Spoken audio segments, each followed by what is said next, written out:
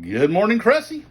I was talking to Miss Valido, and she said she's been sharing cooking videos with you guys. And so I thought I would tell you about how I got started cooking and share with you one of the first things that I cooked on my own, kind of all by myself, at my grandmother's house. So when I was a kid, I would I would come home and I would find instructions on the stove to cook things. And so my grandmother had this omelet pan.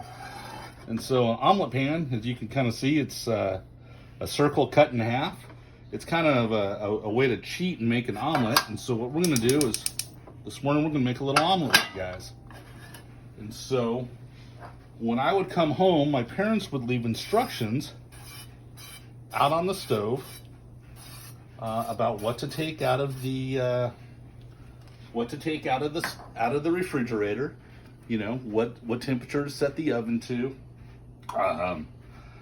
Take the chicken out of. My mom would usually have like something kind of prepared, so like chicken or something I would take out of the, out of the refrigerator and do all those kinds of things. I would follow whatever was on the list. But when I would go to my grandmother's house, my grandmother really wanted me to be super independent, and so I was digging through her pans one day, and I found this omelet pan. And so the omelet pan I would spray with some nonstick spray. And then I would cut up some things. So I shredded some cheese this morning, right? I'm gonna dice up a little ham. So I would take a little lunch meat, and I would cut it into slices, right? So I would cut it into nice little ribbons, and then I would kind of dice it up. If you're at home and you have some stuff that's already diced, or if you have some stuff. My grandmother was kind of paranoid about me using a knife, so I would just shred it stuff with my hands. So if you can't use a knife, just shred it with your hands. You'll be okay. And so I would take a couple of eggs, and I would come in and kind of break the eggs open. We would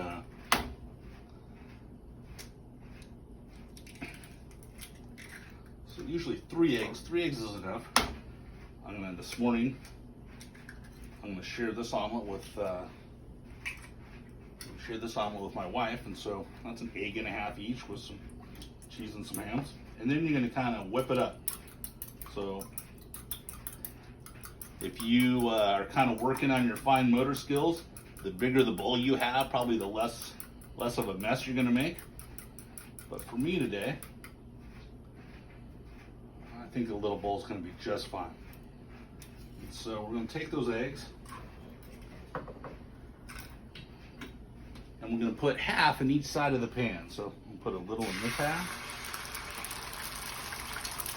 and I'm going to put a little in this half. Just enough to kind of coat the bottom of the pan. We're going to kind of wiggle it around there and make sure it gets cooked.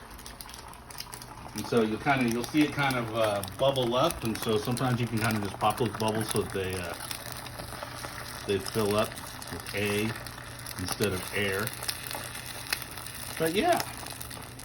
And so each time I would go to my grandma's house, I would try to find, as much stuff that I could kind of cook on my own.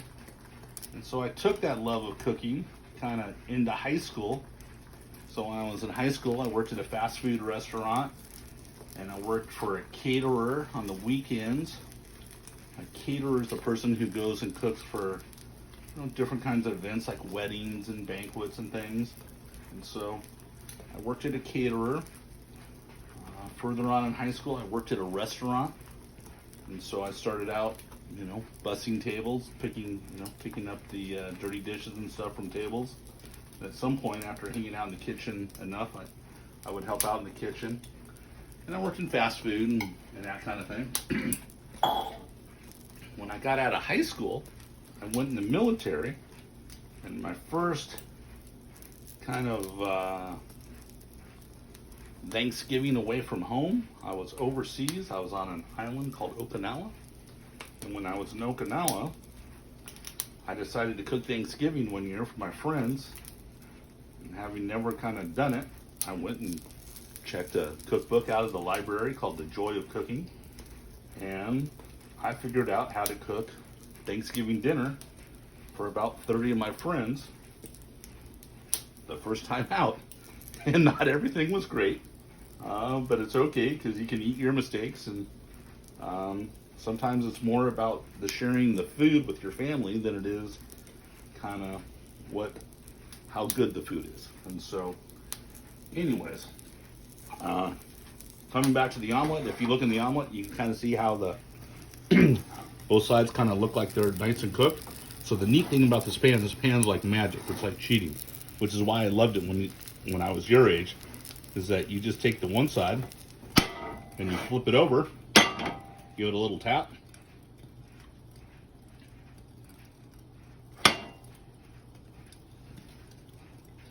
Take a towel when you're handling the pan there, and you have this kind of perfect omelet. So you turn the heat off, and you let your omelet kind of set up. Get me a spatula. That's what we call that tool.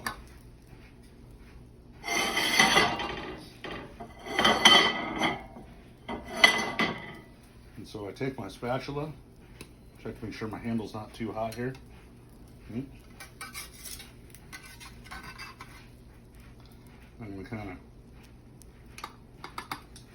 whoop, I don't want to slide today. There we go. Get it out, get it out. There we go. I kind of got caught up here trying to make sure that the camera's okay and that you guys are okay, but I take that omelet, and one of my favorite things, a little molcajete salsa. Add a little salsa to it.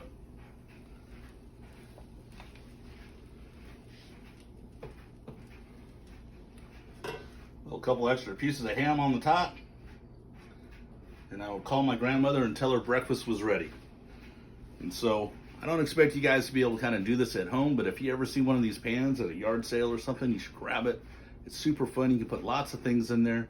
You put your favorite cheeses, your favorite proteins, whether it's beef or chicken or sausage or hamburger or whatever.